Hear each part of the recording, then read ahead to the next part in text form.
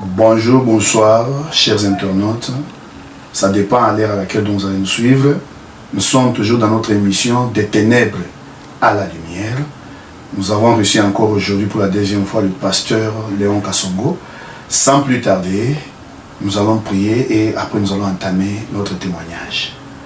Prions ensemble, homme de Dieu.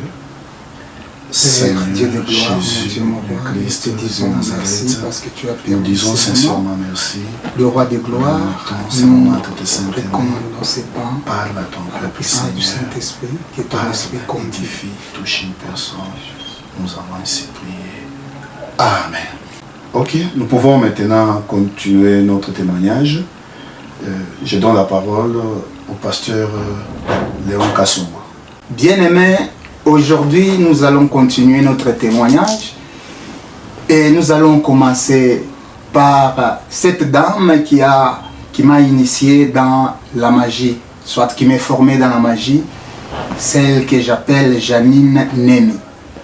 Au fait, Janine Nemi, c'est une déesse du monde des ténèbres et elle a pour mission de contrôler les ubicus et les subicus. Quand nous parlons de ces deux termes, généralement on parle de femmes et mari de nuit. C'est elle qui contrôle. Pas seulement les femmes et mari de nuit, elle contrôle aussi les dames des cimetières, elle contrôle le mari des cimetières, les dames des toilettes, les dames des forêts, et nous allons commencer par cela. Son travail à elle, c'est pousser aux ébicus et les subicus de posséder davantage les gens et de compromettre même les mariages de certains. Et c'est pour cela nous allons commencer par l'introduction de ces messages. Je vais vous raconter une histoire. Quand on parle des ébicus et les subicus, il s'agit bien réel de la puissance des ténèbres. Il ne faut pas s'imaginer que les ubicus et les subicus, ce sont que des esprits, non. Il y a aussi les humains qui travaillent comme étant femmes et maris de nuit. Nous commençons par les humains. Les humains utilisent aussi la puissance de Janine Nemi pour envoûter, pour séduire, pour même faire des relations avec les humains. Je suis un homme, je peux envier une femme. Je la suis, elle refuse. La nuit, je vais utiliser la puissance de cette dame, je viens dans les rêves et je pratique la relation avec cette femme-là. Tout comme une femme peut envier un homme, la nuit elle vient, elle utilise la puissance de cette dame pour coucher avec cet homme-là. Parlons des conséquences par rapport à ces pratiques. Quand on parle de femmes et maris de nuit, c'est une puissance très très dangereuse. Cette puissance donne les dégoûts des partenaires. C'est-à-dire si tu es marié et que tu as la visitation des hommes ou des esprits appelés ibicus et subicus, soit femme et mari de nuit. Ces esprits-là amènent ce qu'on appelle les dégoûts dans les mariages. Si tu es une femme, tu auras du mal à aller avec ton mari. Pourquoi? Parce que sur le plan spirituel, tu es satisfaite déjà sur le plan sexuel. L'homme également. Là, c'est la première conséquence de ces esprits-là. La deuxième conséquence, quand cet esprit arrive à saisir ta pensée totalement, l'esprit pousse même au divorce.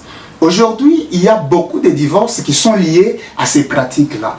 C'est pour cela que j'aimerais vous dire ceci. Si vous vivez la visitation de femmes et maris de nuit, il ne faut pas prendre ça à la légère.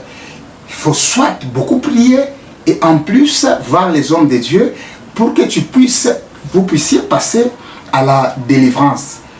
Les ubicus et les subicus provoquent, comme je disais tantôt, les avortements.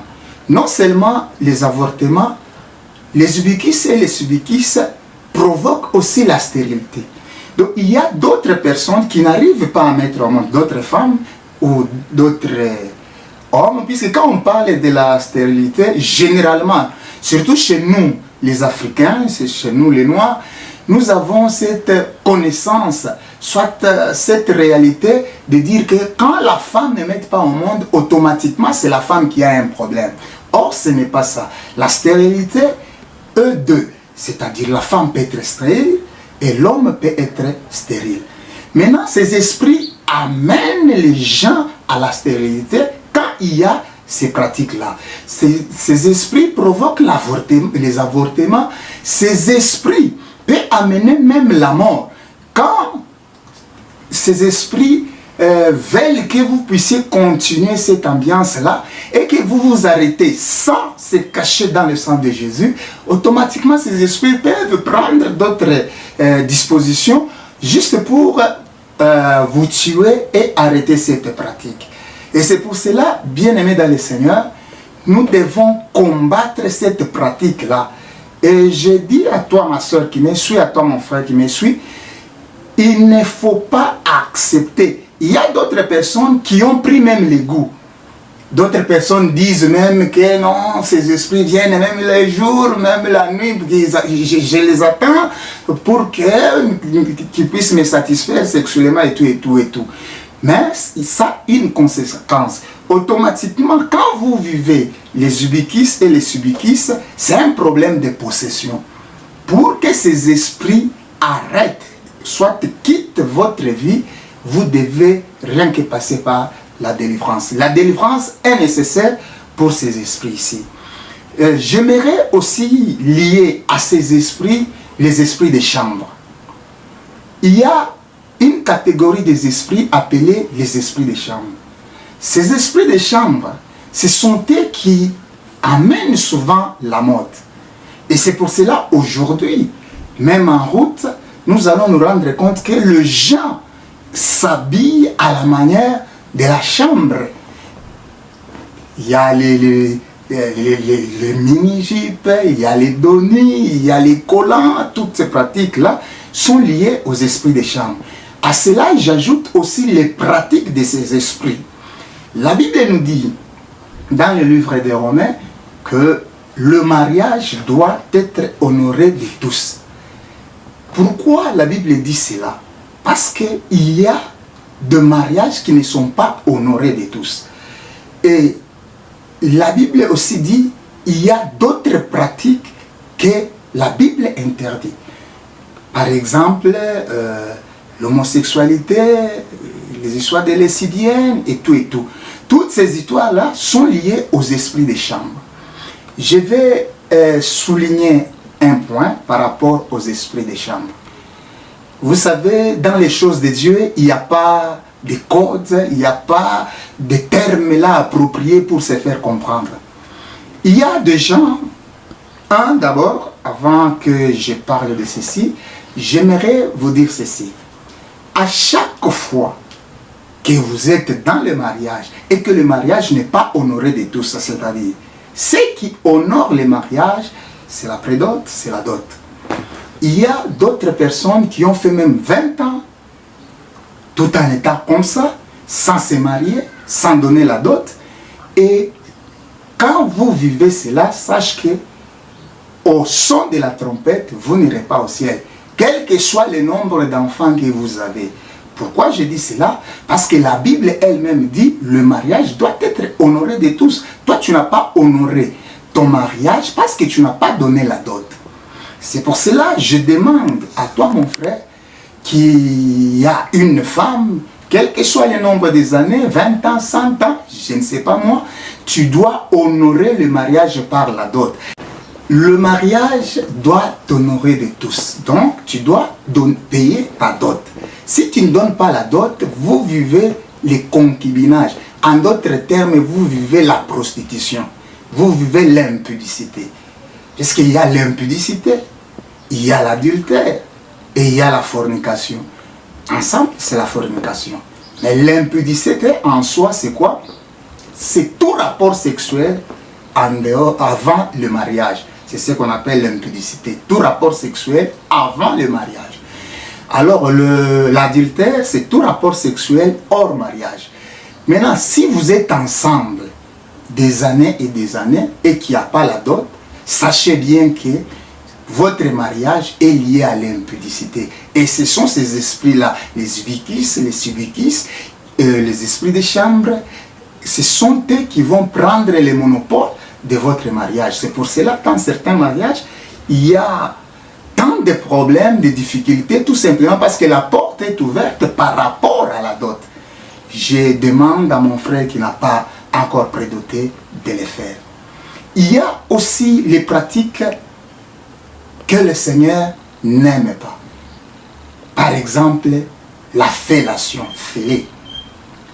Vous savez, selon le plan de Dieu, le rapport sexuel passe par le deux sexes. Mais il y a d'autres qui le font au travers de la bouche. Fêler, la femme peut prendre le pénis de son homme, il commence à fêler et tout, l'homme éjacule dans sa bouche. Cette pratique-là est liée aux esprits des chambres. Et c'est une porte ouverte aux esprits impurs, aux sorciers, aux agents de ténèbres. Il y a aussi le problème des léchés.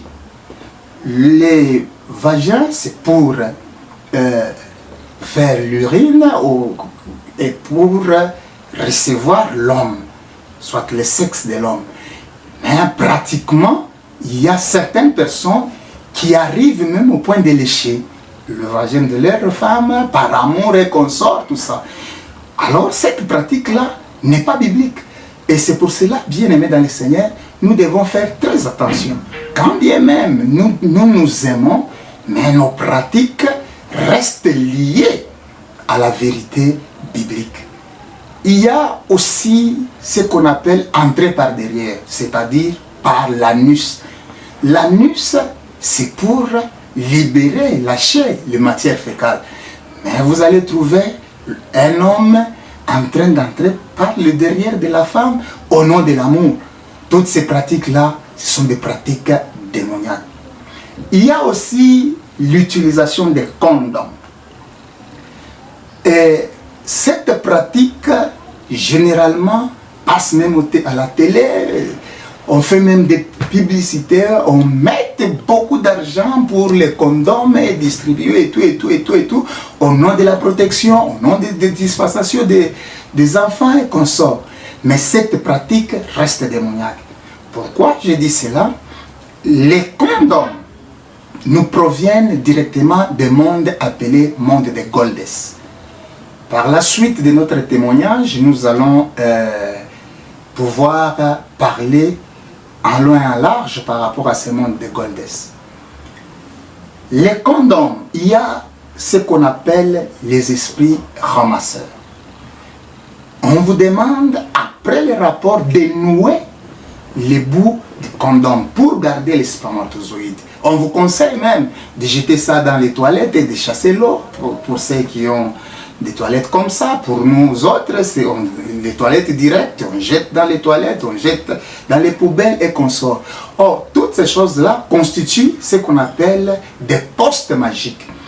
Une fois vous jetez, ce sont les esprits ramasseurs qui vont prendre ça. Or, dans les spermatozoïdes, il y a la vie.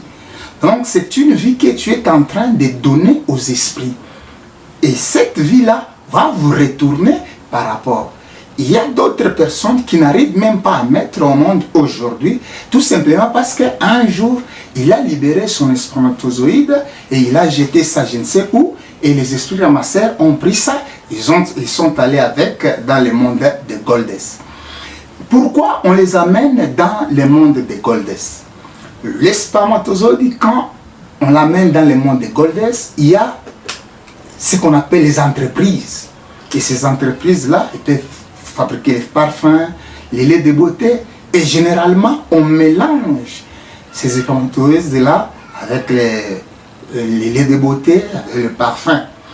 Après, quand on va les mettre sur le marché, vous allez vous rendre compte que toutes ces histoires-là renforcent la fornication au monde, l'impudicité au monde.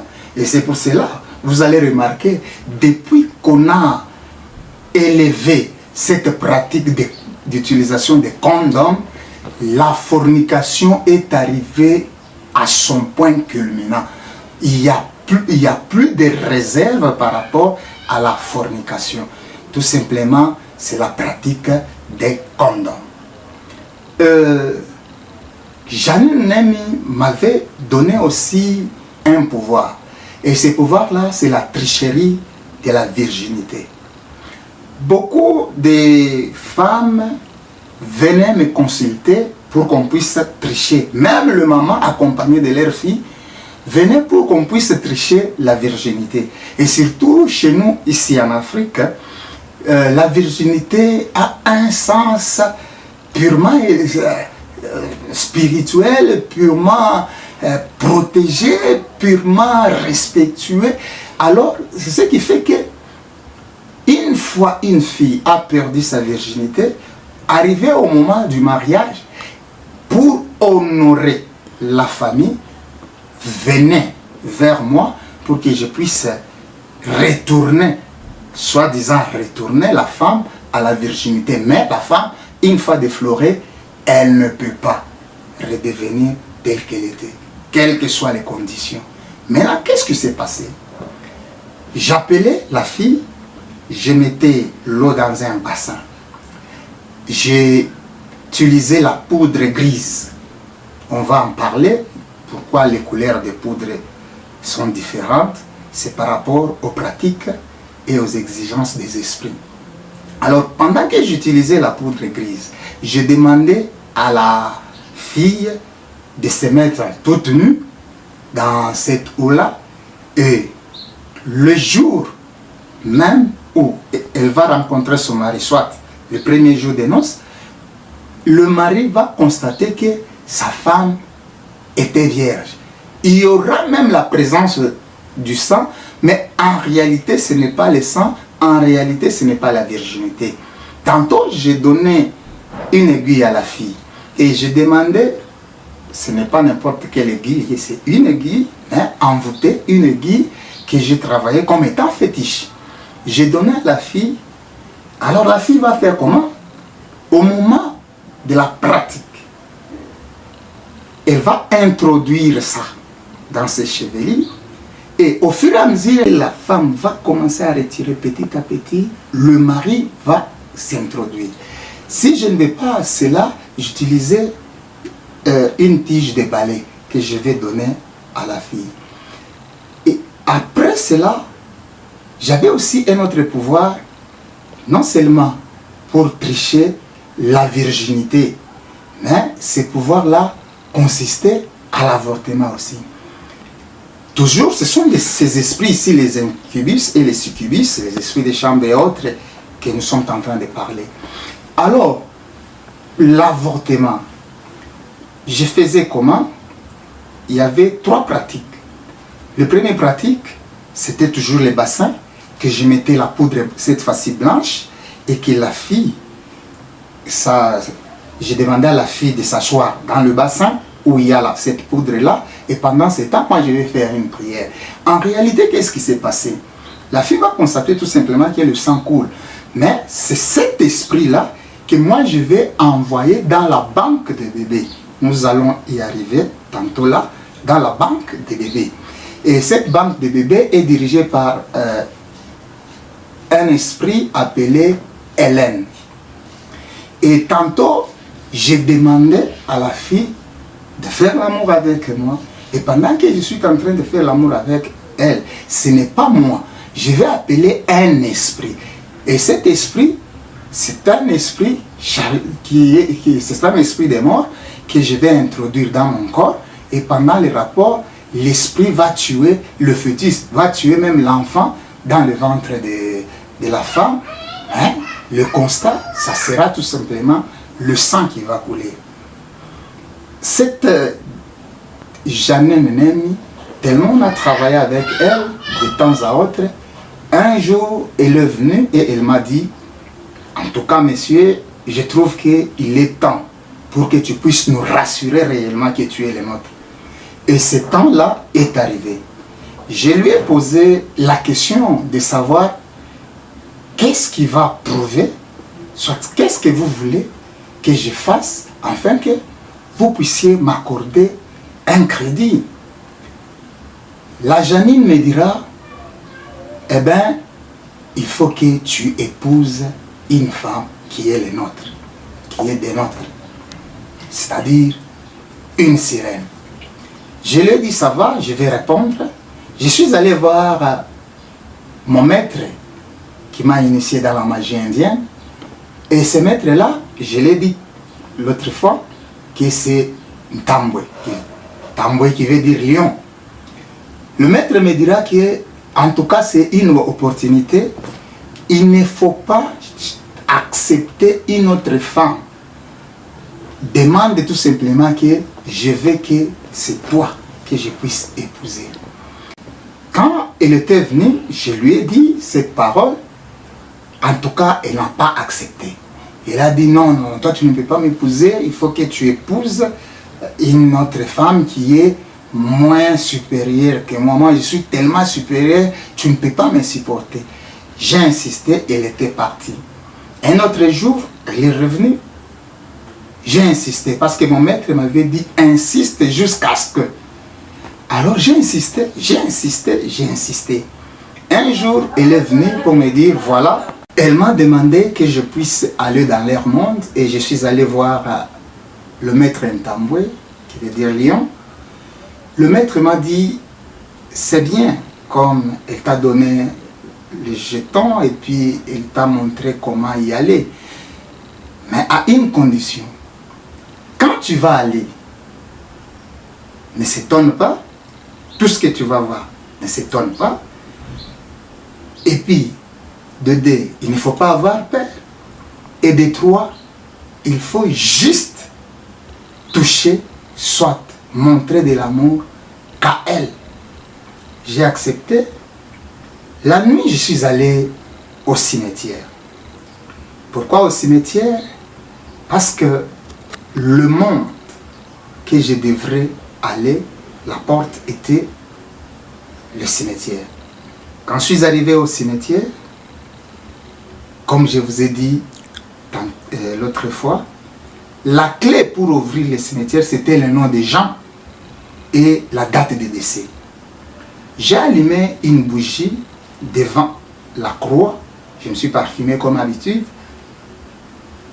et j'ai commencé à évoquer. Après avoir évoqué, ce que j'ai constaté, la tombe s'est ouverte. Quand la tombe s'est ouverte, il y avait une poudre blanchâtre qui montait. Là, j'aimerais prendre une autre dimension. Le monde réel, c'est-à-dire le nôtre, et le monde spirituel. D'abord, nous devons comprendre qu'il y a deux mondes spirituels. Le monde spirituel dirigé par Dieu et le monde spirituel dirigé par le diable. Ici, nous parlons du monde spirituel dirigé par le diable. Généralement, les non-initiés, soit les initiés d'un certain niveau, croient que c'est le deuxième monde, là où ils aillent. Mais en réalité, ce n'est pas le deuxième monde. Le deuxième monde, au fait, c'est quel monde? Le deuxième monde, c'est le monde d'Adam après le péché. Quand Adam était au jardin d'Éden, c'était le premier monde. Quand Adam a péché, il a été chassé du jardin d'Éden, le deuxième monde a commencé.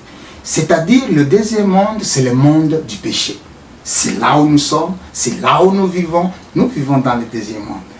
Maintenant, pourquoi il y a cette idée de dire que là-bas c'est le deuxième monde? Pourquoi? Parce que quand vous chassez les esprits du deuxième monde, en ce moment-là, ces esprits qui sont de l'autre côté ne sont pas inquiétés. Nous chassons les esprits que nous vivons avec. Maintenant, le monde où les magiciens vont, ce monde-là est appelé le monde des Pandéménium. Nous allons en parler davantage. Pandéménium, c'est un mot composé. Il y a pan et déménium. Le pan, ça signifie tout. Démonium qui vient du mot grec appelé daimon, c'est-à-dire démon.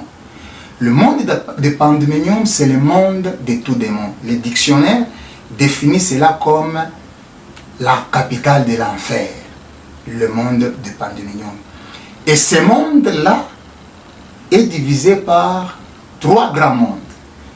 Le premier monde s'appelle Tartarus, le second Polion et le troisième le monde astral. On va en parler davantage.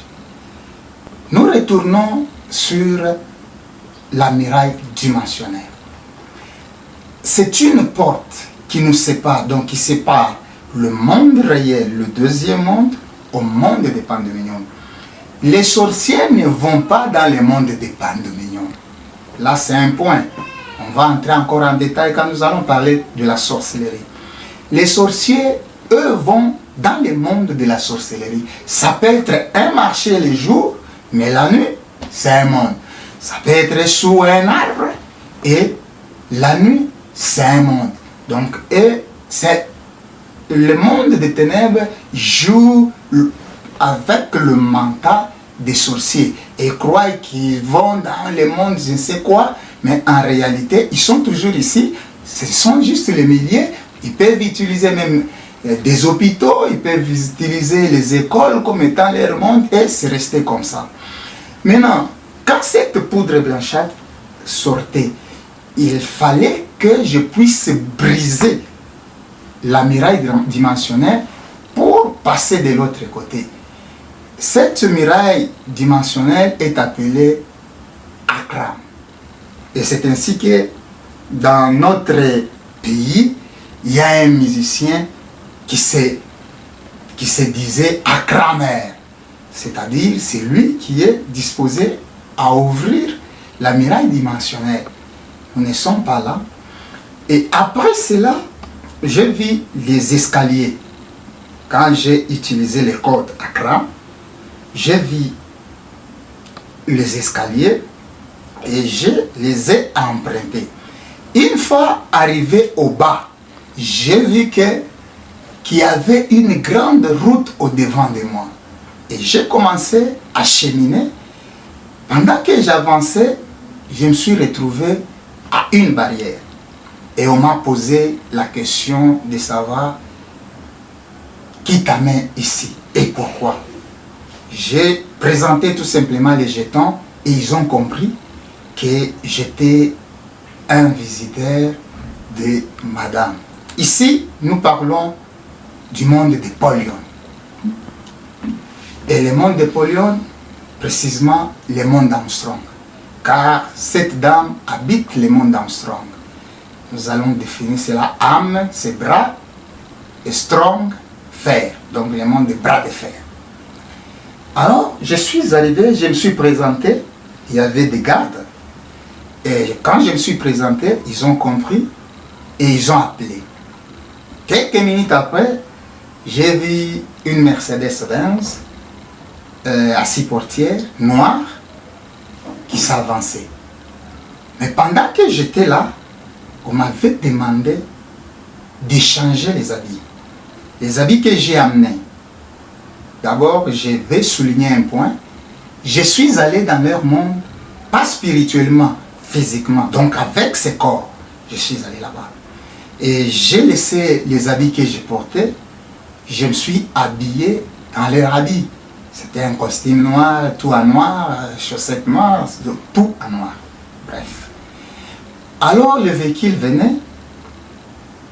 Curieusement, celui qui conduisait le véhicule était un squelette, que je ne connais même pas son nom jusqu'aujourd'hui. Et on m'a dit, voilà ton chauffeur arrive.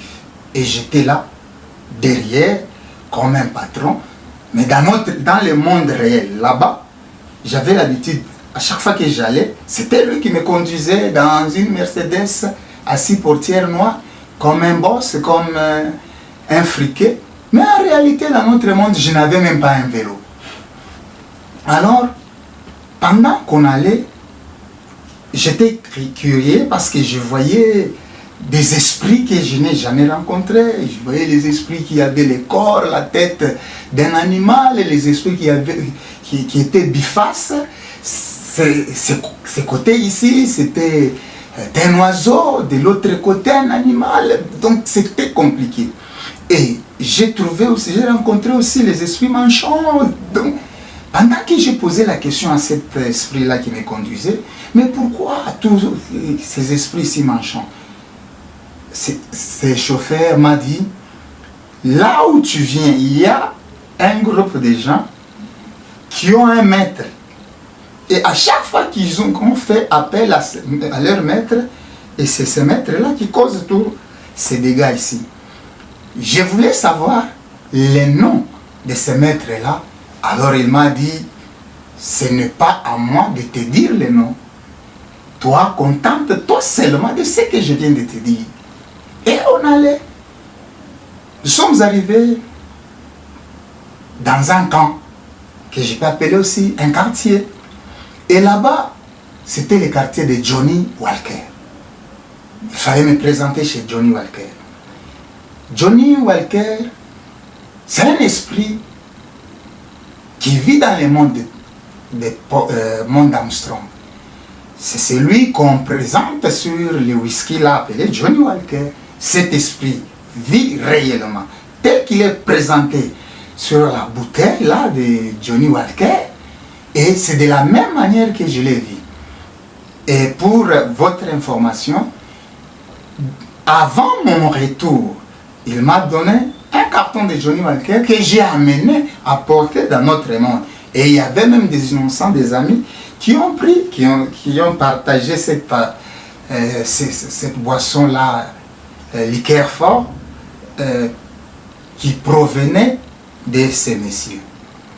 Et il est très colérique de nature parce que quand il te parle, c'est comme s'il est en train de te gronder, de te menacer, consort. C'est de cette façon-là qu'il lui parle.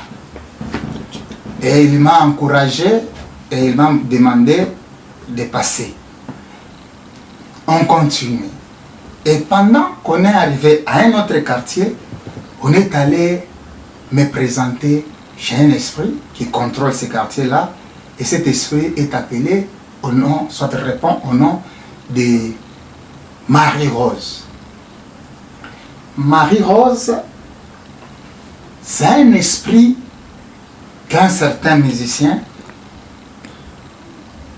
toutefois, si je peux le citer, Koffi Olomide, Antoine Mumbapepa, il a chanté un album appelé Magie de Londres. C'est l'esprit Marie-Rose qui lui a donné le pouvoir d'accompagner cet album. En guise d'information, nos musiciens, soit les musiciens profanes, aujourd'hui même les musiciens chrétiens, utilisent une puissance de démon, un esprit, pour accompagner l'album, pour accompagner le succès de l'album. C'est pour cela que la Bible nous dit que nous sommes dans l'obligation de louer notre Dieu avec les cantiques nouveaux. Quand on dit un cantique nouveau, c'est-à-dire il y a un ancien cantique. Et cet ancien cantique-là, c'est pour la gloire du diable. Ici, j'aimerais parler un peu, toucher un peu sur la musique. Bien aimé, la musique, c'est une forte puissance d'envoûtement et de séduction. Et ce qui accompagne la musique, c'est la puissance de séduction et la puissance d'envoûtement, l'adoration même. La musique, c'est un culte. Et ce culte-là, si vous chantez pour le Seigneur, en esprit et en vérité, donc vous adorez le Seigneur. Si vous chantez pour le Seigneur et que vous n'êtes pas pour le Seigneur, en ce moment-là, vous adorez le diable. Maintenant, pendant que nous sommes arrivés chez Marie-Rose, elle m'a parlé, et elle a dit, continue ton voyage parce que la déesse t'attend. Et nous sommes arrivés chez la déesse Janine même. Pendant que nous sommes arrivés, le chauffeur lui est resté, m'a fait entrer dans une grande maison. Et dans cette maison-là, j'ai vu deux dames. Difficile d'avoir à distinguer, très belles. Je dis bien très belles, je pèse bien mes mots. Comprenez que les sirènes, soit les dames, des esprits d'âme, elles ont une beauté qu'on ne peut pas s'imaginer. Comprenez que ce sont des esprits, ce sont des puissances. Donc une beauté là, dans notre monde, il y a des filles qui ont cette beauté-là. Une fois si ces filles collaborent avec les sirènes. Ce sont les sirènes qui leur donnent juste le reflet de leur beauté, mais pas la réalité. Ce sont eux qui gardent cette beauté-là que tu ne peux pas, toi et moi, on ne peut pas s'imaginer. Alors ces dames-là m'ont fait un festin. Et à ce festin-là, on a mangé des poulets comme d'habitude. Mais normalement, les esprits n'ont pas besoin de manger. Parce qu'un esprit ne peut pas avoir soif. Un esprit ne peut pas avoir faim. Il faisait tout simplement toutes ces choses-là pour nous faire croire qu'après notre mort, nous allons s'y manger, nous allons vivre normalement comme on était au monde. C'était une séduction au fait. Et ces jours-là, je me rappelle, on m'avait donné le vin moussé que nous appelons champagne. Champagne, il y a deux sortes de champagne. Il y a d'abord le vin moussé, et puis il y a le champagne Laurent Perrier rosé et le champagne Laurent Perrier brut. Et moi, ce jour-là, j'étais à l'honneur, c'était le champagne Laurent Perrier rosé. Et on m'a donné, j'ai vu, et puis après, ils ont dit non, allons siester. Nous sommes introduits dans une chambre, sur un lit, et moi je m'endormais. À ma gauche, il y avait une dame, Jacqueline, et à ma droite, il y avait une dame, Chantal. Ces dames-là, à l'époque, je ne connaissais pas leur nom. Soit ces jours-là, je ne connaissais pas leur nom. C'est juste après que Janine va me dire non, les deux dames qui t'ont accueilli, c'est Jacqueline et Chantal. Elles ont commencé à me séduire, à me toucher, à me caresser, et tout et tout. Il est arrivé à un moment, d'abord j'aimerais vous dire ceci. La séduction de ces dames-là est tellement puissante, à telle enseigne que pour les résister, c'est tout un problème. Bien-aimés dans le Seigneur, il ne faut pas se jouer du monde des ténèbres si vous n'êtes pas réellement dans le Seigneur. Chemin faisant, nous allons comprendre pourquoi quand nous allons expliquer sur l'expérience, comment on travaillait, comment on envoûtait, comment on faisait des sortilèges, comment. J'avais tendance de lâcher, parce que c'est le corps humain, c'est la chair. C'est pour cela, j'aimerais te dire ceci. La Bible dit, fuyez l'impudicité. La Bible ne dit pas résister à l'impudicité. Allons à une dimension. Dieu dit, résistez au diable et il fuira loin de vous. Donc le diable peut être là pour vous séduire, pour vous envoûter. Vous avez le pouvoir de lui résister. Et la Bible dit, chassez les démons. Un démon peut venir, tu as le pouvoir de les chasser. Mais quant à l'impudicité, la Bible ne dit pas de résister. La Bible ne dit pas de chasser. Mais la Bible dit de fuir. C'est-à-dire prendre la poudre d'escampette. Il ne faut pas s'hasarder aux côtés d'une sœur que tu commences déjà à ressentir le besoin d'aller et dire que non, je vais lui résister. eh bien mon frère, ma soeur, ça serait compliqué. Je me suis rappelé de la parole du maître. Alors, j'ai résisté.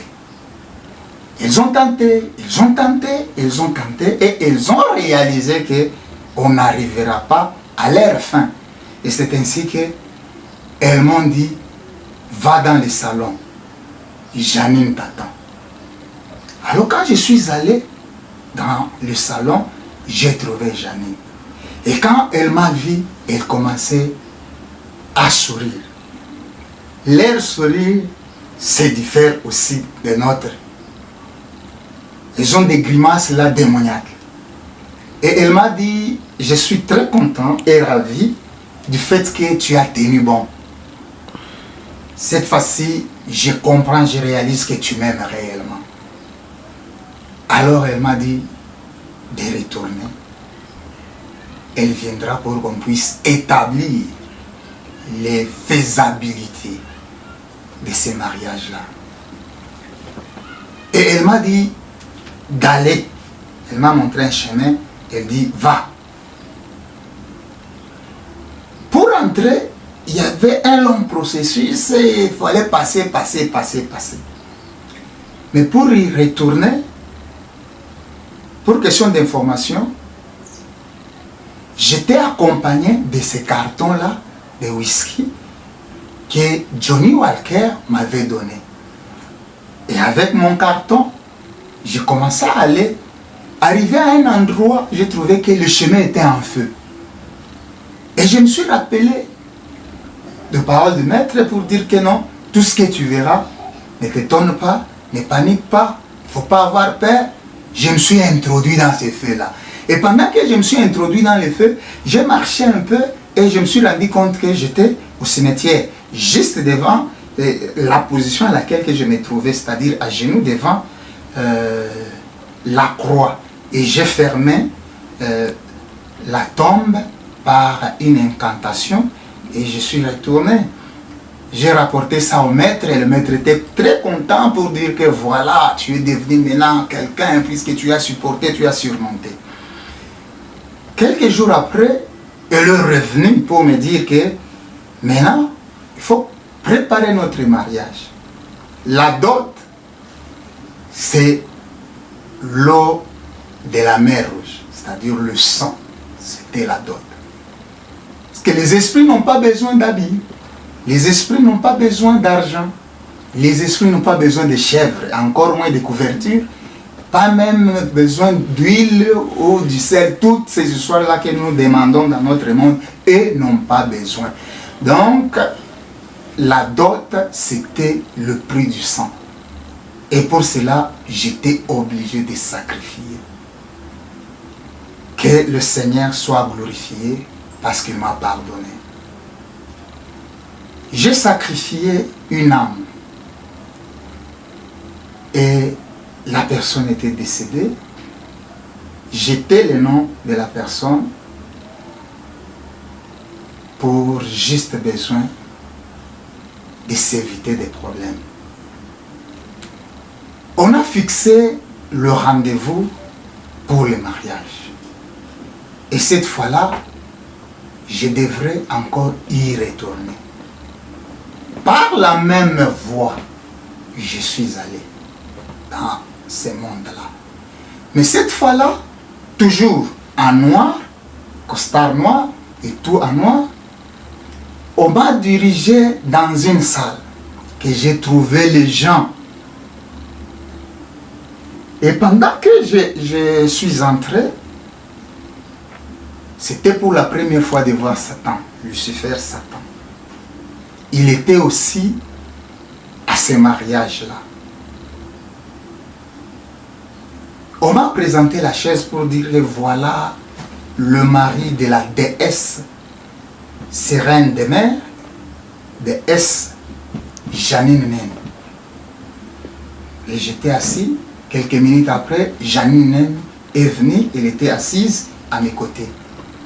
Et pendant qu'elle était assise, c'est lui qui avait agrémenté cette soirée-là.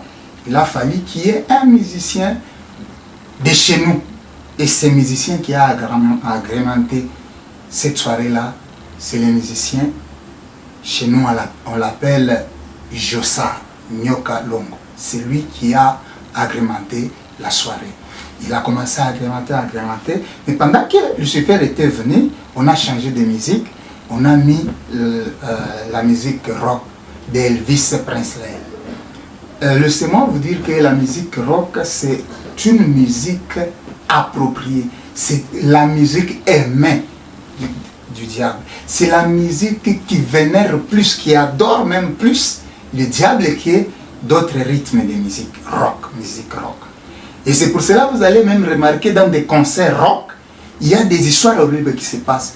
Vous pouvez voir un musicien en train d'uriner sur les gens et les gens applaudissent, donc ils trouvent ça normal. Les gens se déshabillent, d'autres font même l'amour en pleine salle, donc c'est compliqué. Tout simplement parce que là où il y a la musique rock, c'est là où le diable se sent réellement glorifié. Et puis il est arrivé au moment où de se passer les bagues, et la dame m'a donné une bague. Et j'ai porté cette bague-là. Et désormais, à partir de ce jour-là, je ne pouvais pas prendre une autre femme en mariage. C'était le contrat. Laissez-moi vous dire que le salaire du péché, c'est la mort.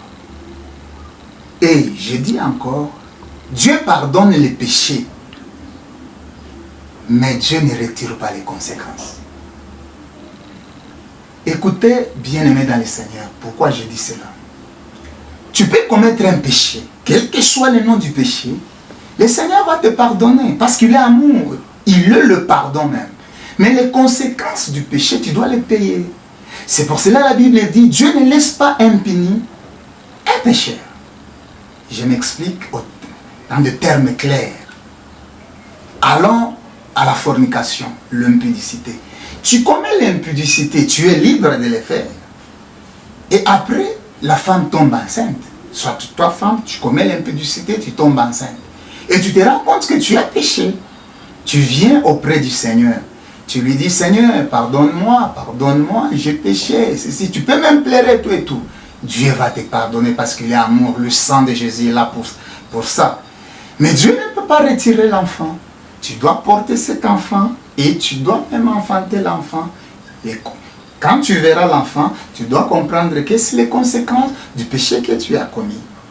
Je donne un autre exemple. Tu fais la fornication. Tu es frappé par la maladie, par exemple le sida. Tu peux demander pardon et Dieu va te pardonner parce que tu as commis l'impudicité. Mais Dieu n'est pas obligé de te guérir du sida. Et c'est les conséquences. C'est pour cela que tu dois comprendre qu'à chaque péché, il y a une conséquence. D'où nous sommes obligés de nous garder sains pour ne pas subir des conséquences. Les conséquences, parfois, dans les termes spirituels, on les appelle des réclamations. Et c'est pour cela que tu peux exceller, mais ces réclamations-là vous poursuivent jusqu'à ce qu'à un certain moment, tu dois t'arrêter pour vivre, subir ces conséquences-là. Et alors, il a mis la bague sur mon doigt, j'ai mis aussi, et on nous a servi toujours le champagne Laurent Perrier rosé, qu'elle a pris, elle m'a donné aussi, et on a applaudi. Après cela, elle m'a donné des symboles, c'est-à-dire 2 médaillons. Et sur ces médaillons-là, il y avait des animaux là compliqués que je ne saurais même pas expliquer ici. Et il m'a donné cela comme cadeau du mariage, comme bien du mariage. J'ai dit que il y avait une alliance que je ne devrais pas prendre une autre femme dans notre monde. Je m'explique encore davantage. Après ma délivrance, d'abord, je commence par avant ma délivrance. Après le mariage, un jour, j'ai rencontré une fille d'un major de notre armée. C'était à Congolo. J'étais le nom de ce major-là. Et cette fille venait de l'école. Et moi, j'allais chez moi. Je l'ai rencontrée en cours de route. On a parlé. Et j'avais envie d'aller avec elle. Elle a accepté. J'étais aussi le nom de la fille. Alors pendant que je suis arrivé à la maison, j'ai ouvert la chambre et j'ai trouvé cette fille-là assise sur mon lit. Directement, j'ai commencé à la gronder. Comment se fait-il que tu peux te retrouver ici? Et par quelle magie que tu t'es introduit? Et je lui dis, tu t'es introduite. Et je lui dis, si ma femme venait à te rencontrer ici, ça sera un problème. Et pour toi, et pour moi. Et pendant que j'ai dit cela, j'ai vu la fille se transformer. C'était Janine Nemi. Elle a commencé à me gronder. Oh non, nous sommes mariés. Comment se fait-il que tu peux te permettre d'aimer une autre fille? J'ai dit non, pour moi, pour se justifier, je lui ai dit, non, je voulais juste tester, consort, mais en réalité, je ne pouvais pas aller avec. Elle me dira, voilà, tu verras ce que je vais faire. 2 jours après, je suis allé chez la fille. Toujours avec l'idée d'arriver au fin de mes pensées. Quand je suis arrivé, j'ai trouvé qu'on avait mis les mandalas, les termes de chez nous, les mandalas. Donc les feuilles de palmiers, soit les branches de palmiers. Ils ont mis d'habitude, à Congo, s'il y a un deuil, ce sont ceux-là qu'on mettait pour que les gens puissent s'asseoir juste en dessous pour que ça serve de l'ombrage et qu'on sorte. Et quand j'ai posé la question, on me dira que cette fille était morte déjà. Et on l'a même enterrée. Je me suis affligé. C'est là que j'ai réalisé que les esprits ne sont pas nos amis. Tu ne peux pas collaborer avec un esprit comme étant ami. Parce que pour un esprit, son sort est déjà scellé. Ils ont tout simplement besoin de nous attirer afin que nous puissions périr ensemble avec ces esprits-là. Et je te dis encore, le diable ne peut pas être ami à l'homme. Parce que c'est l'homme qui est la cause de son shit. Le diable ne peut pas être fidèle. Je reprends. Le diable ne peut pas être fidèle. S'il devient fidèle, il n'est plus diable. Le diable ne peut pas te dire la vérité. S'il dit la vérité, il n'est plus le diable. Bien aimé, je suis rentré.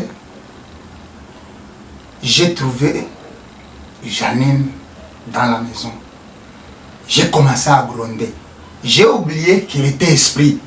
Moi, je l'ai pris comme ma femme normale et consort. J'ai commencé à gronder, à menacer même, à faire le divorce et tout et tout. Et elle m'a dit, tu veux divorcer avec moi? Tu verras. Elle est partie. Cette même nuit-là, mon pénis s'est allongé au point d'arriver même à dépasser les genoux. Pour porter, j'étais obligé de nouer le pénis autour de ma hanche et porter même 3 sous-vêtements pour garder. Alors quand je suis allé dire ça, raconter ça à mon maître, il me dira, toi continue tout simplement à préparer ce qu'elle a toujours voulu avant qu'elle vienne. Le premier jour, j'ai fait, une semaine était passée, la deuxième semaine était passée.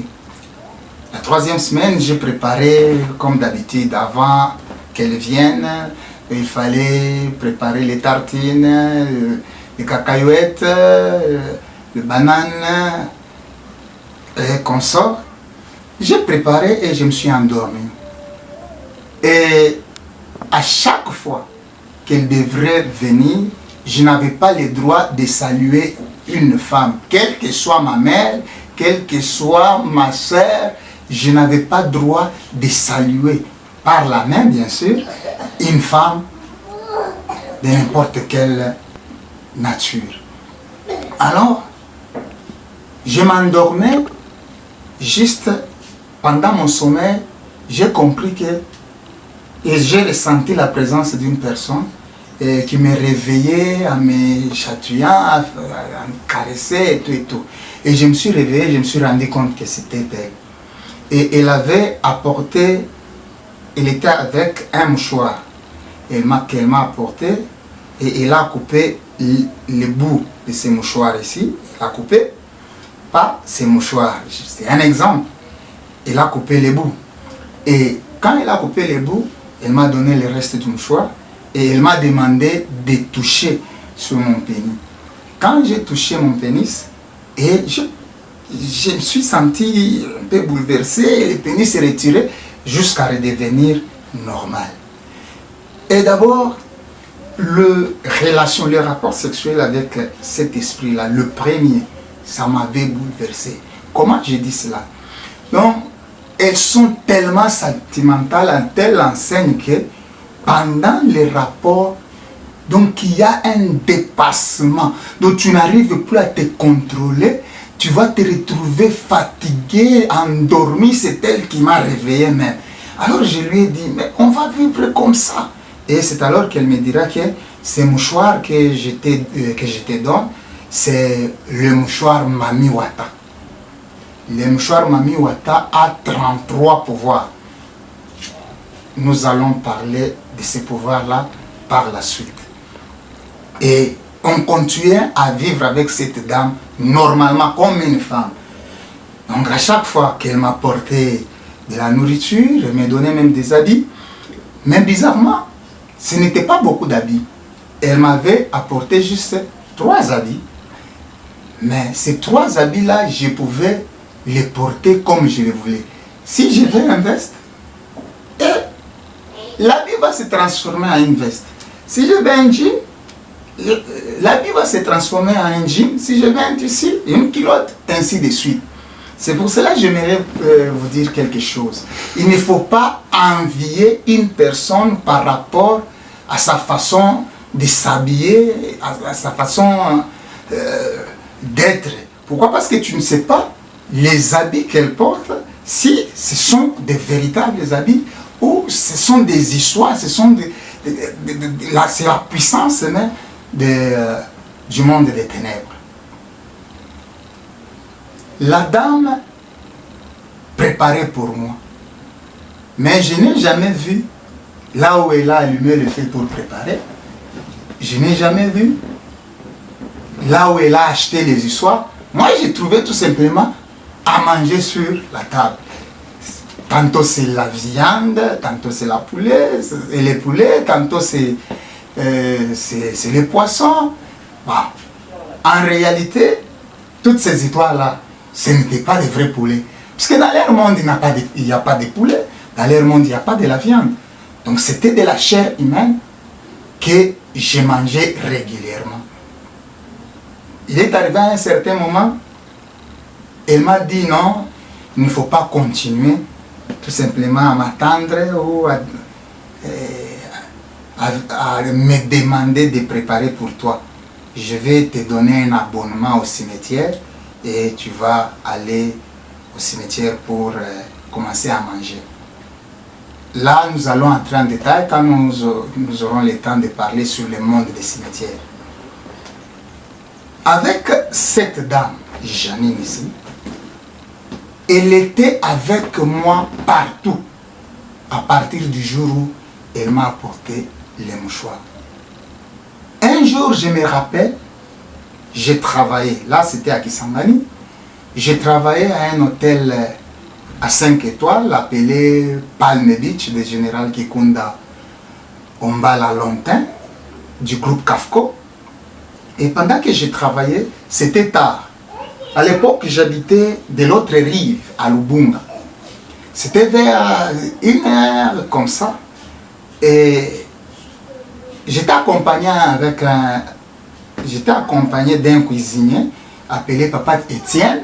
Et quand nous sommes arrivés au beach, soit au port, il n'y avait qu'une dernière pirogue qui devrait traverser.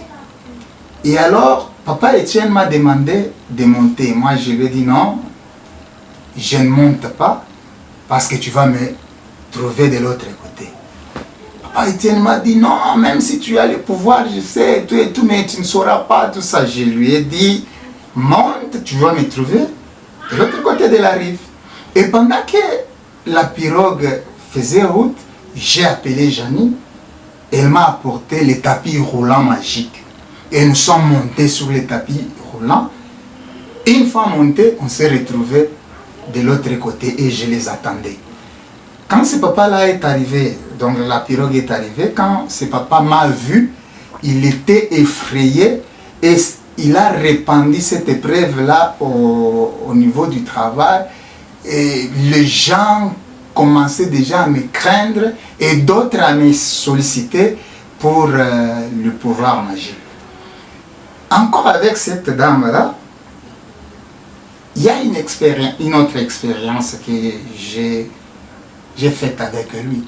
Et cette expérience-là, c'était un jour, le 25 décembre, un jour où on devrait célébrer le dieu Zeus. Le jour communément appelé Noël. On va en parler en détail quand nous aurons à parler sur la magie universelle, appelée la magie catholique, soit la magie sainte, Santa Marie. Et j'avais acheté le parfum Aïcha, j'ai travaillé ces parfums-là, j'ai envoûté ces parfums-là. Je devrais traverser d'abord, laisser le parfum travailler. Après le travail, je devrais encore rentrer pour faire la cérémonie. La fête de Noël, ce n'est pas une fête de Dieu, encore moins de notre Seigneur Jésus-Christ. C'est une célébration démoniaque, je l'ai dit. Quand bien même les églises de réveil aujourd'hui nous font croire que non, nous ne célébrons pas le dieu Zeus, nous c'est juste en mémoire tout ça. Mais si nous lisons dans la Bible, nulle part les apôtres ont célébré la date de naissance du Seigneur. Donc c'est une foutaise, quand bien même vous les justifiez, en tout cas pour moi ça reste une foutaise, soit les habitudes du monde. Pourquoi je dis cela? De par le nom, Noël. Non, c'est sans. C'est pour cela qu'on dit non commun. Sans commentaire. Non. Elle, c'est le nom de Dieu. Maintenant, ensemble, Noël. Donc les jours sans Dieu. C'est le sens. Mais quand nous aurons à parler sur la magie catholique, nous allons entrer en détail pour que vous puissiez comprendre d'où est venue cette pratique-là. Je suis arrivé à la maison, j'ai trouvé que la maison était fermée parce que je vivais avec un ami dans ma maison. L'ami a fermé à clé et puis il est parti. Et en rentrant, j'ai rencontré encore un autre magicien, un jeune magicien, mais de mon âge à l'époque. Et ce magicien-là s'appelle Dodo.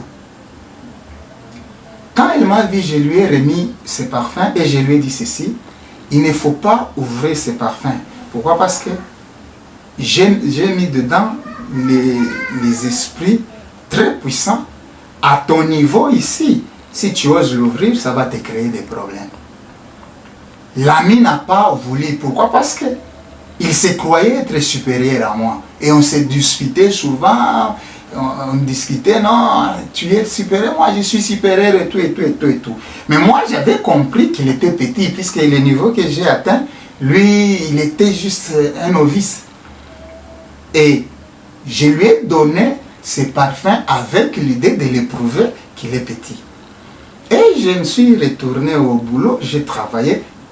Au boulot, soit au travail, Janine m'a appelé pour me dire: voilà, le jeune là a utilisé ton parfum et je l'ai frappé de la folie. Je lui ai posé la question. De quelle folie? Puisqu'il y a des sortes de folie. D'abord, la pratique de la folie. On invoque l'esprit de la personne. On écrit sur son cerveau 0. Et on dirige la flèche. Si on dirige la flèche devant, donc cette folie, quel que soit les degrés de magicien, les degrés de sorcier, les degrés de féticheur, il ne peut pas te retourner à l'état normal si la flèche est dirigée devant. Donc c'est une folie continuelle. Et si la flèche est dirigée derrière, cette personne peut revenir comme avant. Et Janine avait dirigé la flèche derrière. Donc, qu'il devrait juste redevenir comme avant. Pourquoi? Parce que le but, ce n'était pas d'abuser, le but c'était de lui prouver. Alors je lui ai dit, maintenant comment ça va se passer? Elle m'a dit, tout ira au mieux. Et pendant que je traversais, arrivé dans les quartiers, j'ai trouvé un bain de monde et ce dodo-là était nu. On essayait de les tenir et ça ne tenait pas. Et tout ça, quand ce dernier m'a vu, commençait directement à crier, oh voilà, je vois les dames de Trumbukutu. Bon, ce sont des termes. Hein? Et je vois les esprits, je vois ceci, Daesh, il est là, il est là, il est là. Alors sa famille voulait me frapper. Et je leur ai dit, ici, j'ai le pouvoir, même de vous frapper, j'ai le pouvoir, même de disparaître pour ne plus revenir, j'ai le pouvoir, j'ai le pouvoir. Si vous voulez qu'on puisse arranger, laissez-moi le temps.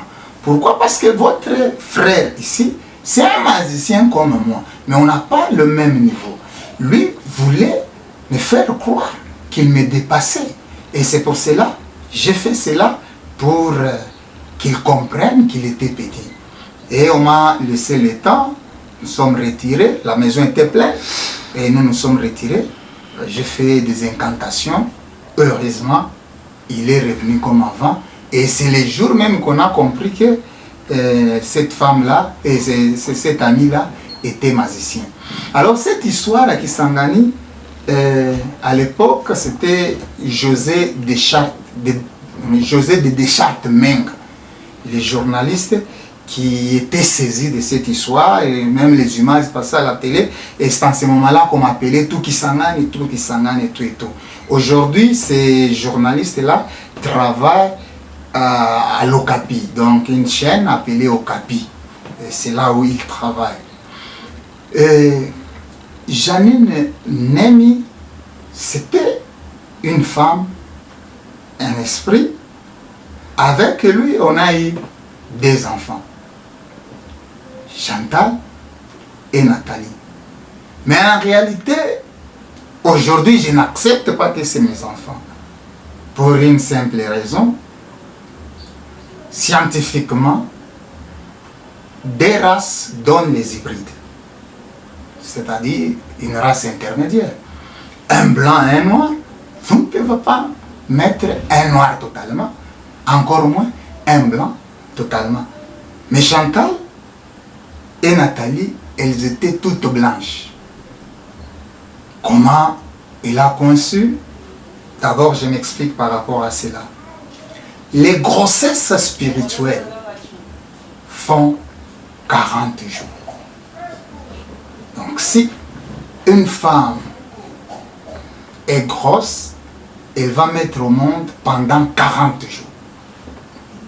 C'est pour cela, un sorcier, peut-être une fille comme ça, elle te dit qu'elle a 5, 6 enfants dans le monde des ténèbres. En réalité, ce sont les esprits déjà existants qui se font passer par les enfants par rapport au mariage là des ténèbres. Un jour, je suis allé toujours dans le monde là pour la visite Et la dame me dira que non, tes enfants te réclament, elles veulent que tu cohabites avec eux et tout et tout et tout. J'ai répondu à la dame, il y aura un temps où, selon notre contrat, que je devrais venir. Il ne faut pas anticiper cela. Maintenant, un jour, elle m'a dit, alors je vais te faire visiter le monde que tu ne connais pas. Là, il s'agit du monde astral. Elle m'a donné des paramètres et j'ai fait, comme je vous ai dit, au cimetière, la muraille dimensionnelle était ouverte et je me suis introduit. Quand je l'ai rencontrée, elle a commencé à me guider. Nous sommes arrivés à une barrière. Comme j'étais avec elle, il n'y avait pas moyen qu'on puisse me poser des questions et tout. Nous sommes passés. Quand nous sommes passés, ce que j'ai constaté, à gauche, il y avait un camp. Et ce camp-là s'appelle le camp des travailleurs. À droite, il y avait 3 voies. La première voie qui menait juste vers le monde des esclaves, l'autre vers le monde des Goldes et l'autre vers le séjour des morts. Maintenant, nous sommes passés, arrivés à un rond-point, une bifurcation, il y avait un esprit. Et cet esprit-là est appelé le prince Talos. Ce prince, c'est un esprit qui a seulement un œil, ici. Nous avons 2, mais cet esprit a seulement un œil ici. Et alors cet esprit-là, il est porteur d'un arc. Celui qui est le prince Talos, c'est lui qui contrôle le monde, qui représente même Satan dans le monde astral. Et c'est lui qui contrôle dans le monde astral. Et l'esprit a parlé avec Janine, qu'on était dans une visite, je vais lui faire visiter et tout et tout. On a travaillé, nous sommes partis, on a fait à peu près 15 km de marche, nous sommes arrivés à un endroit où il y avait 3 maisons. Et ces 3 maisons-là, on les appelle les maisons des génies. Et quand nous sommes arrivés, elle m'a dit, non, ici c'est les travailleurs, ce sont ces esprits qui travaillent dans le four. Donc, nous allons y arriver. C'est ces esprits qui travaillent dans le four. Et on continuait, nous sommes arrivés à un endroit où il y avait 4 maisons. Et ces 4 maisons-là, on les appelle le banque des bébés, dirigé par Hélène, comme je l'ai dit. Et quand nous sommes arrivés, ce que j'ai constaté, il n'y avait que des pleurs d'enfants, des bébés qui pleurnichaient, Quand j'ai posé la question, c'est alors Hélène me dira que non, ce sont des avortants, ce sont les enfants qu'on a avortés qui sont ici. Alors, ces enfants, ils sont en train de pleurer pour réclamer leur innocence par rapport aux femmes et aux hommes qui ont causé l'avortement. Ici, bien aimé, j'aimerais souligner un point. Quand il y a un fœtus dans le ventre d'une femme, c'est déjà une âme, c'est déjà un humain. Quel que soit le jour, quel que soit le temps. Une fois que vous avortez, cet esprit-là se dirige dans ce monde-là appelé banque de bébés. Et cet esprit vous réclame. Si vous mourrez sans se repentir, vous allez trouver l'enfant là que tu as avorté en train de te réclamer là-bas et ça va te coûter cher. Et c'est pour cela que j'aimerais te dire ceci. La Bible nous dit que le sang d'un humain, le sang versé par un humain sera réclamé par Dieu. Et nous le savons très bien. C'est l'histoire de Caïn et Abel.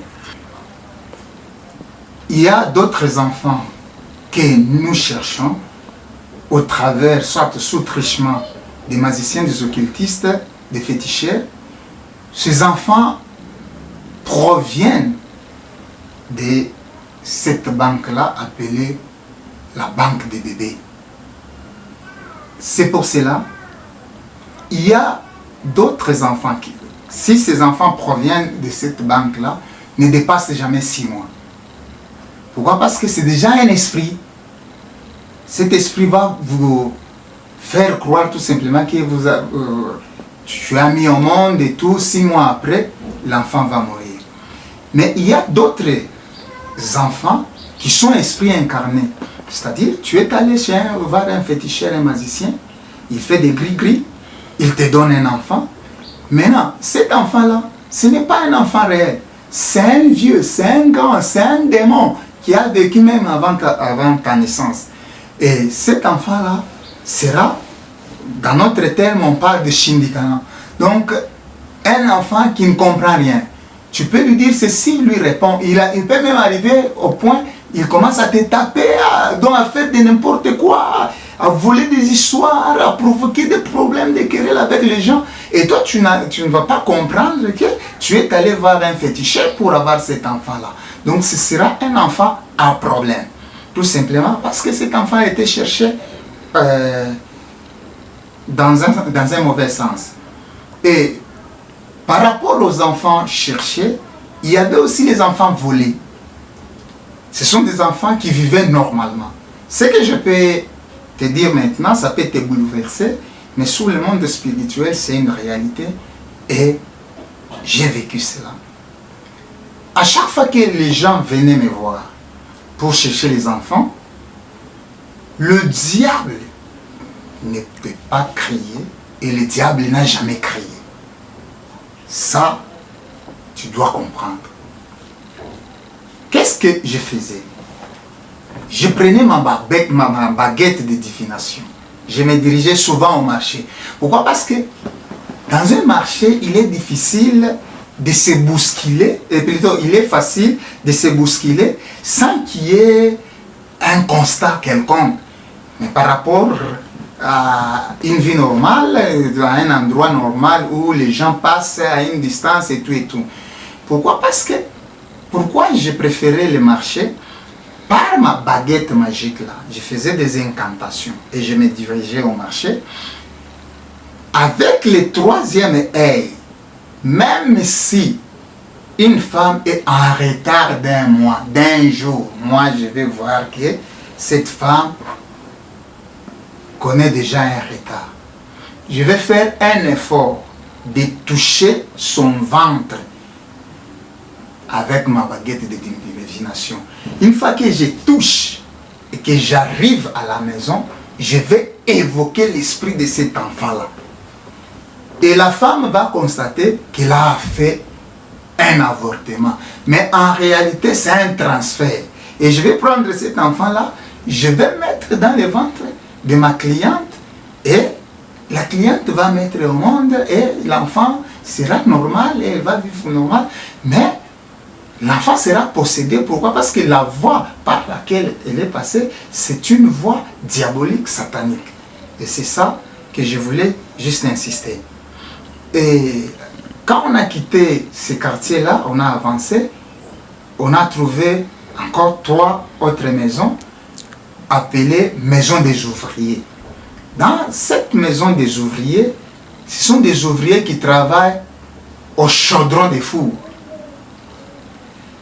Et ce sont ces esprits qui essuient les esprits qui travaillent au four.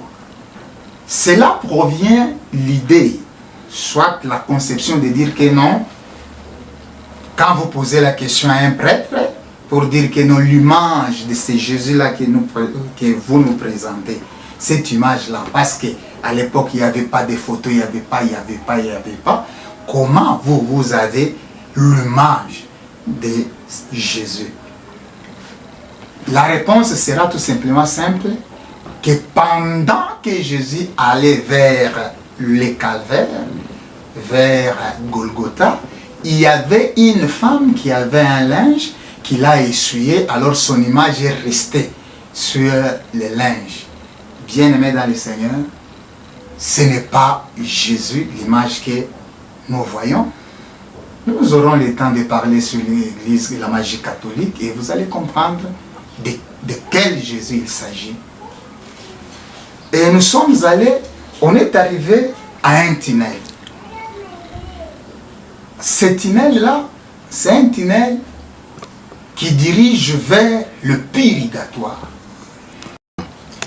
Nous sommes arrivés à un tunnel. Ce tunnel-là se dirige vers le purgatoire. On a traversé ce tunnel-là pendant 2 jours, avec toujours Janine. Et sur ces grands tunnels-là, j'ai trouvé des âmes torturées par les reptiles très féroces. Et ces gens criaient. Mais moi, j'étais à côté de la dame, je n'étais pas touché, on ne m'a pas même tourmenté, torturé, et on s'est dirigé juste après 2 jours. Et c'est alors qu'on a atteint le purgatoire. Bien-aimé, cette notion de purgatoire existe réellement, et on en parle, mais pas dans le sens où on nous présente le purgatoire.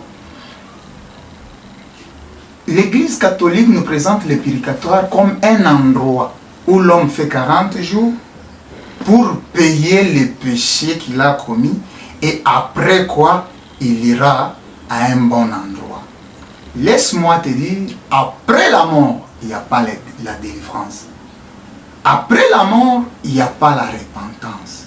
Si quelqu'un est déjà décédé, vous pouvez même organiser un culte de jeûne de 40 jours, 40 nuits.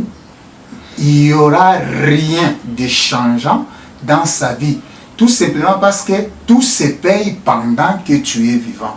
C'est pour cela la Bible dit, rachetez le temps car les jours sont mauvais. Et la Bible nous dit encore, si vous entendez sa voix, n'endurcissez pas vos cœurs. Donc le salut, c'est maintenant. Quand tu as le souffle de vie, après, il n'y a pas de la délivrance après la mort. Soit il n'y a pas de la délivrance dans les combats de la mort. Quand nous sommes arrivés au purgatoire, on m'a présenté 2 pièces.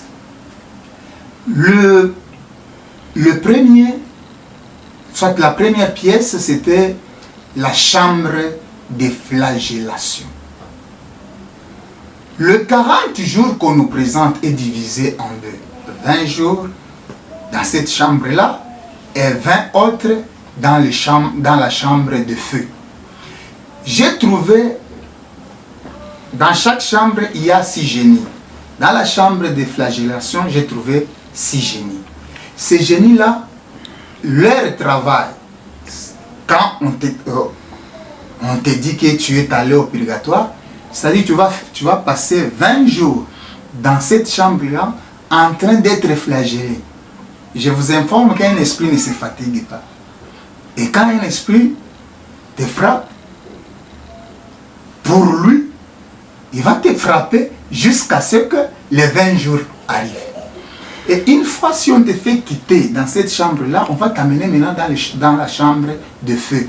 Tu vas encore commencer à vivre la GN avant même la GN. Et tout ça, c'est le diable, c'est le monde des ténèbres qui a organisé ça. C'est pour cela, bien-aimé dans le Seigneur, le diable encore, c'est un mauvais diable. Je ne dis pas qu'il y a un bon diable, non.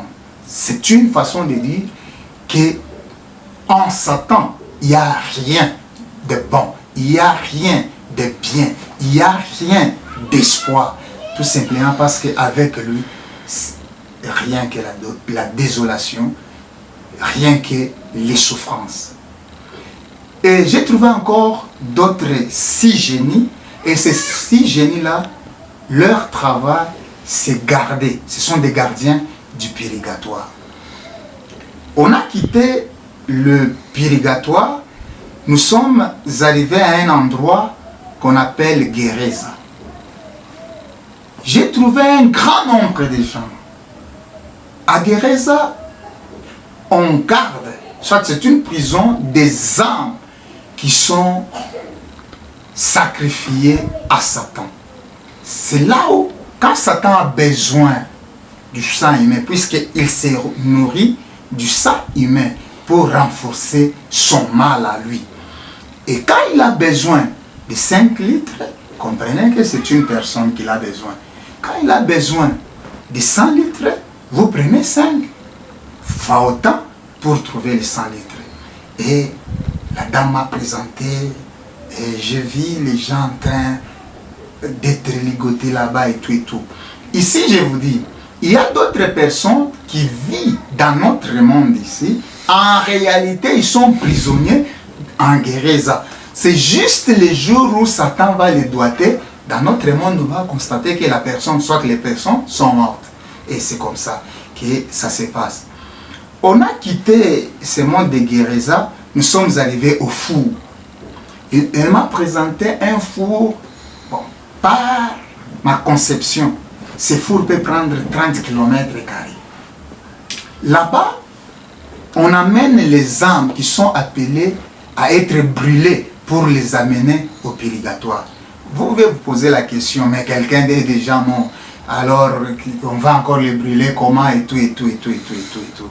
Et moi je vous dis que c'est une réalité. Pourquoi? Parce que même la Bible dit, les gens qui font le mal seront brûlés éternellement dans le temps de feu. Même si cette personne était déjà décédée, et la personne est devenue esprit, mais la personne va être brûlée. C'est là où on brûle juste les corps, là, les corps, l'enveloppe. Quand bien même l'enveloppe est pourrie ici, mais l'enveloppe là, c'est dans ces fours-là qu'on les brûle. Et on prend les cendres. Après le four, il y a ce qu'on appelle le bassin de cendres. Donc c'est une étendue, un espace très large, très vaste, là où il n'y a que les cendres des esprits qu'on envoie au séjour des morts. Nous allons parler du séjour des morts quand nous aurons à parler sur ma conversion, juste après. Moi, je ne suis pas allé au séjour des morts pendant que j'étais encore dans le monde des ténèbres. Mais je suis allé dans le séjour des morts après ma conversion.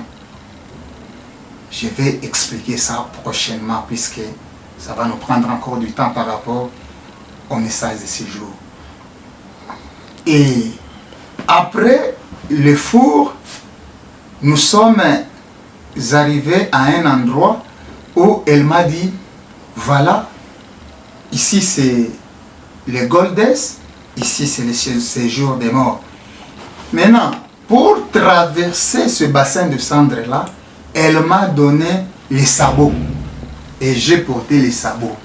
Pourquoi? Si vous piétinez ces cendres là, avec ces corps ici, vous allez attraper une plaie qui ne sera jamais guérie. Il y a d'autres personnes qui ont des plaies qui ne guérissent pas.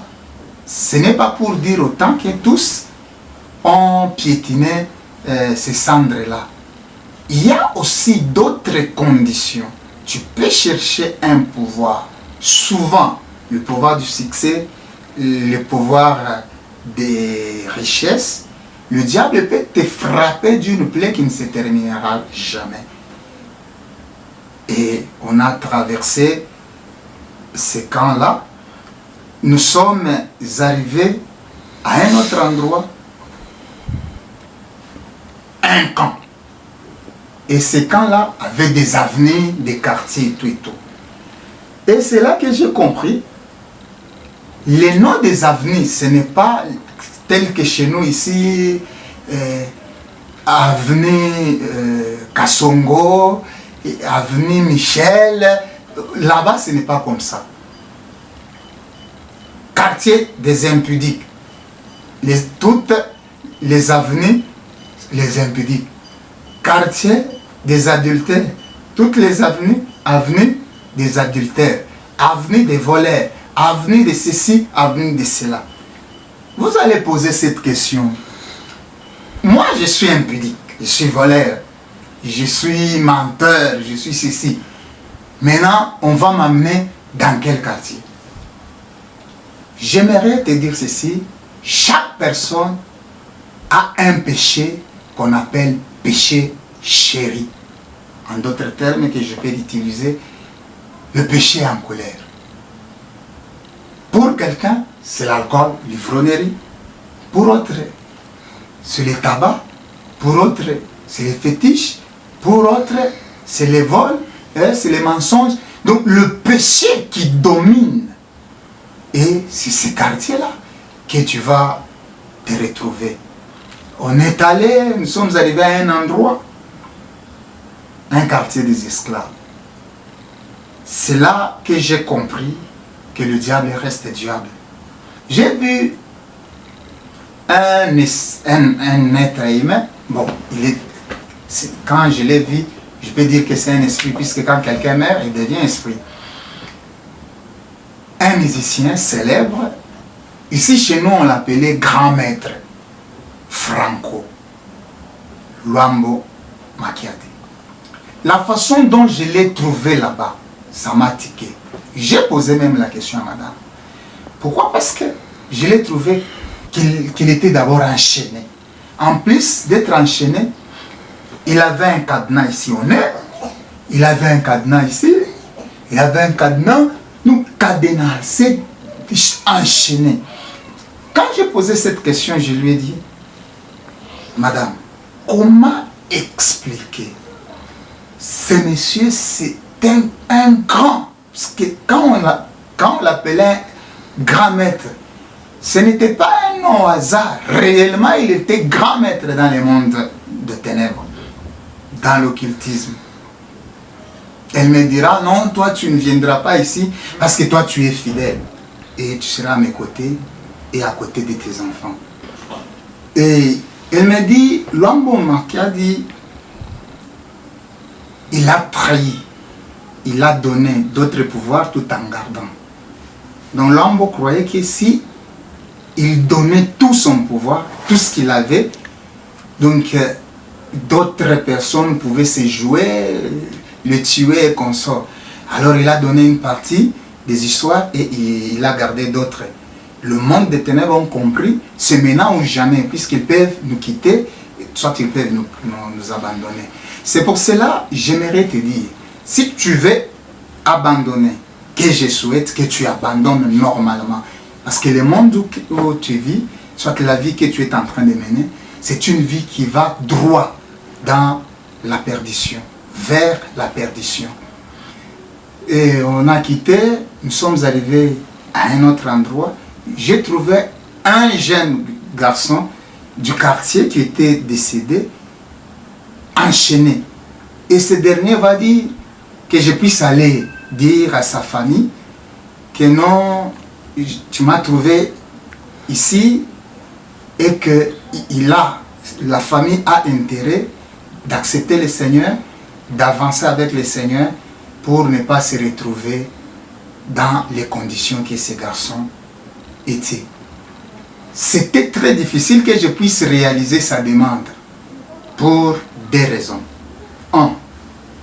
La première raison, si je disais à sa famille que voilà, j'ai rencontré votre fils, il vit comme ça, comme ça, comme ça. La famille va me dire comment tu l'as su et comment tu l'as vu, où tu l'as vu. Et par là, ça va passer comme si j'avais contribué à la mort de leur enfant. Des deux. Moi, j'avais la mission et l'obligation de combattre la foi, de combattre l'église, de combattre l'évangile. Si j'arrivais à la famille, dire que votre frère est en train de souffrir là-bas, comprenez, il faut accepter le Seigneur et aller pour ne pas souffrir, c'est moi qui serais frappé. Peut-être on devrait me tuer. Pourquoi? Parce que Là, c'est changer de mission. C'est les trahir, en fait. Et après, nous sommes allés et on s'est retrouvés à un aéroport. Là où il y avait les avions, comme les aéroports de notre monde ici. Elle m'a dit, je vais t'offrir une opportunité. Tu vas m'accompagner à une réunion. Et c'était le 11e mois, un certain mardi de l'an 90. C'était les jours où nous nous sommes retrouvés à cet aéroport-là. Et on a pris place dans l'avion, on a décollé dans le monde des ténèbres. Et pendant qu'on volait, elle me dit, nous allons à Pointe-Noire, c'est-à-dire Congo-Brazza, le pays voisin de notre. Il y a une réunion de grands que je voulais aussi que tu participes parce que tu es devenu toi aussi grand. Et on a voulu arriver à Pointe-Noire. L'avion a atterri à l'aéroport de la Pointe-Noire et il y avait des véhicules qui nous attendaient. Comprenez que le voyage a commencé dans le monde des ténèbres avec l'avion du monde des ténèbres et cet avion a accosté, soit est arrivé même dans notre monde et à l'aéroport, nous sommes descendus et on nous a dirigés à une salle. C'est là où que j'ai compris, j'ai rencontré des grands, bon, grands entre guillemets, puisque la Bible dit, c'est lui qui veut être grand, soit serviteur des autres. Mais ici c'est le contraire, c'est lui qui veut être grand, donc il est extrêmement supérieur et tout le monde va courir derrière et tout et tout. Et j'ai rencontré ces soi-disant grands-là, tels que le fait notre président Mobutu était aussi, il y avait des grands mondes. C'est là où que j'ai réalisé que le pape, puisque c'était à l'époque le pape Jean-Paul II, il était aussi à cette réunion. C'est là que j'ai réalisé que le pape n'était pas au service de Dieu, mais il est tout simplement le représentant de Lucifer, Satan sur terre. Je souligne, le pape est le représentant du diable sur terre.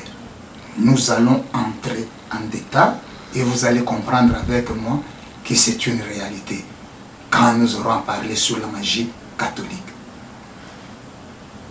Et arrivé à un certain moment, le diable, Lucifer, Satan, a fait son entrée.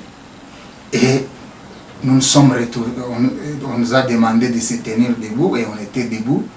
Et il faisait son entrée sous les applaudissements. Quand il est arrivé, vous pouvez me poser aussi cette question de savoir comment il était, comment.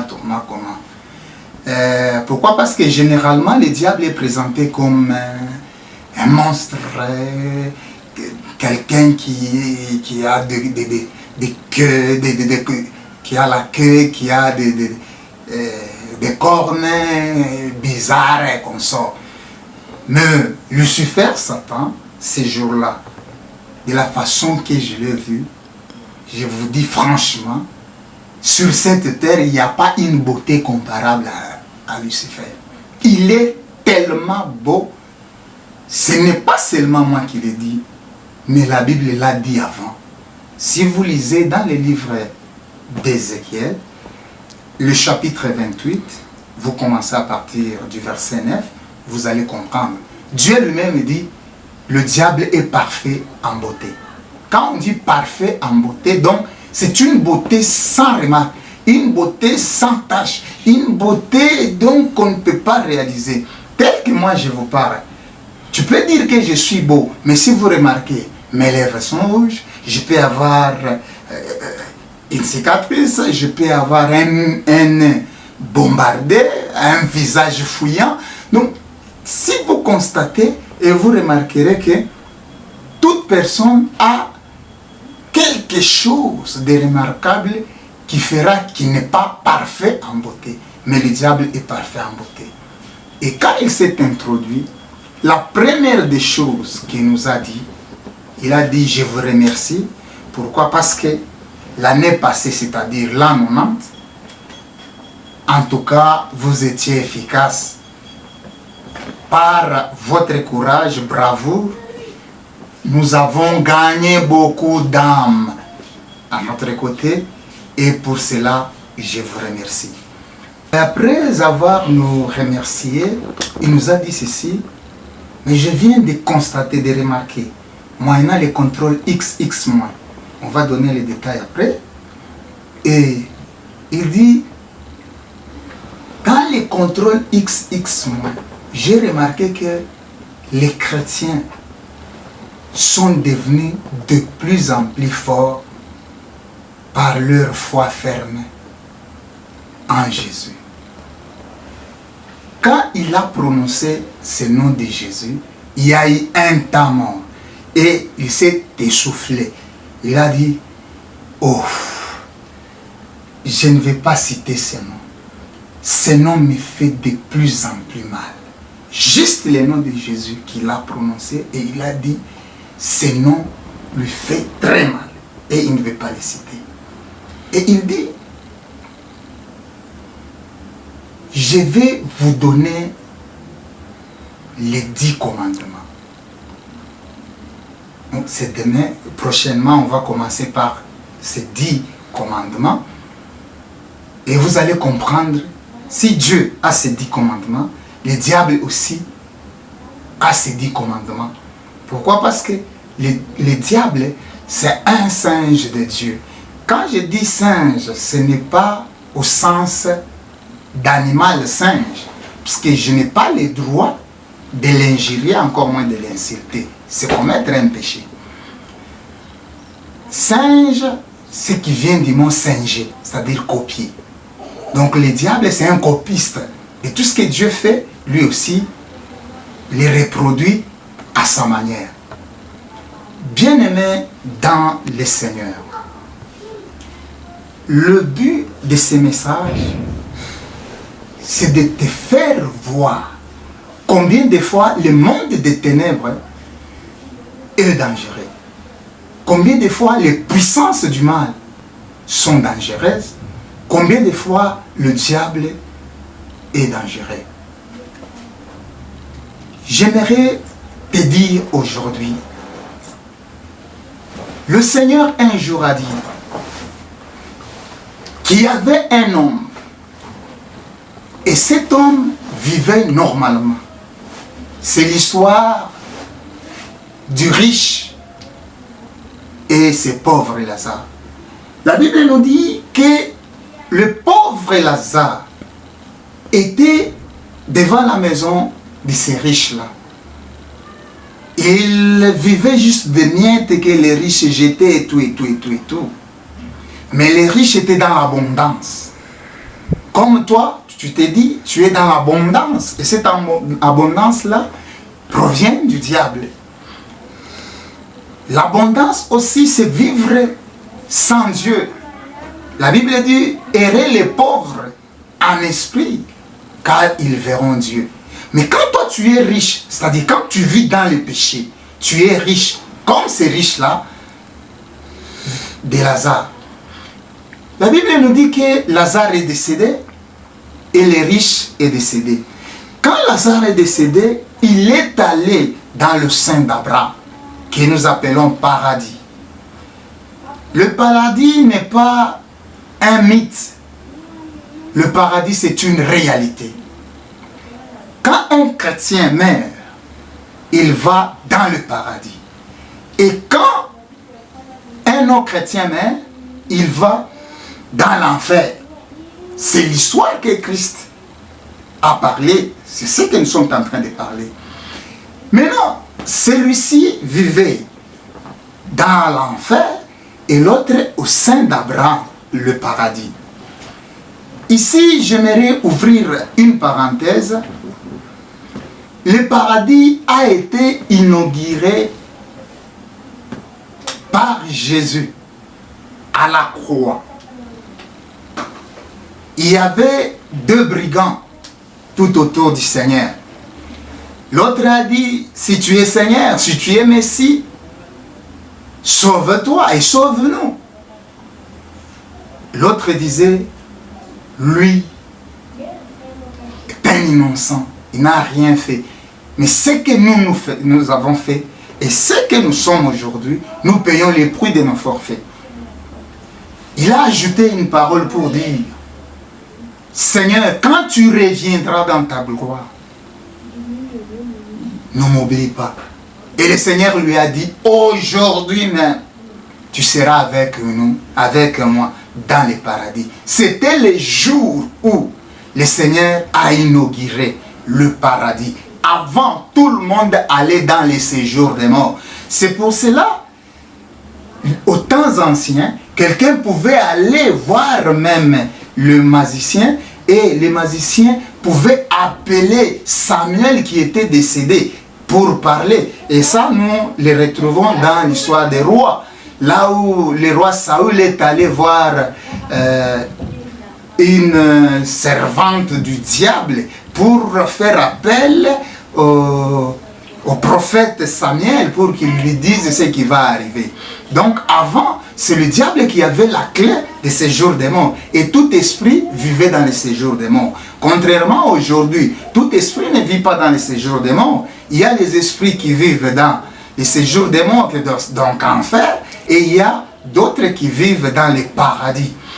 Maintenant, l'histoire de cet homme-là riche, quand il s'est retrouvé dans l'enfer, tellement les tourments étaient atroces, le fait était réel, il a dit à Abraham, que Abraham dit à Lazare de doigter même, de mettre même son doigt dans l'eau et de me projeter même une goutte pour que je puisse étancher ma soif. Or, une goutte dans un feu, ça va pratiquement disparaître, il est difficile d'atteindre le fond. Maintenant, lui a réclamé. Il est arrivé même au point de dire que, en tout cas, s'il y a moyen, envoyer même quelqu'un pour aller dire, parce qu'il avait 5 frères, aller dire à mes 5 frères de ne pas pécher, de ne pas vivre les contraires de la voie du Seigneur, pour qu'ils ne puissent pas se retrouver dans la condition à laquelle je vis. Mais la réponse du Seigneur était, soit la réponse d'Abraham était que il n'y a pas d'abord de relation entre toi et nous. Donc il n'y a pas la relation. Il n'y a pas cette liberté de quitter un lieu pour aller à un autre lieu, c'est-à-dire quitter l'enfer pour aller au paradis et retourner. Une fois dans l'enfer, c'est l'enfer. Une fois dans le paradis, c'est le paradis. Et il a dit ceci, que là où tes frères vivent, il y a des prophètes qu'ils écoutent. C'est maintenant ou jamais. Toi qui m'écoutes, toi qui suis ce programme, j'aimerais te dire ceci. Si vous entendez sa voix, n'endurcissez pas vos cœurs. Tout simplement parce que le temps est là pour vous. Une fois, tu vas te retrouver mort. Tu dois te rappeler de ces jours. Pourquoi? Parce que au-delà, il n'y a pas le pardon. Ça sera l'enfer. Ce que j'ai vu, ce que j'ai vécu, je ne le souhaite pas. C'est pour cela que j'aimerais te dire ceci. Bien-aimé dans le Seigneur, saisis les moments, saisis le temps, car le temps est là, la grâce est là. Il y aura un jour où la grâce ne sera plus là et ça serait très compliqué.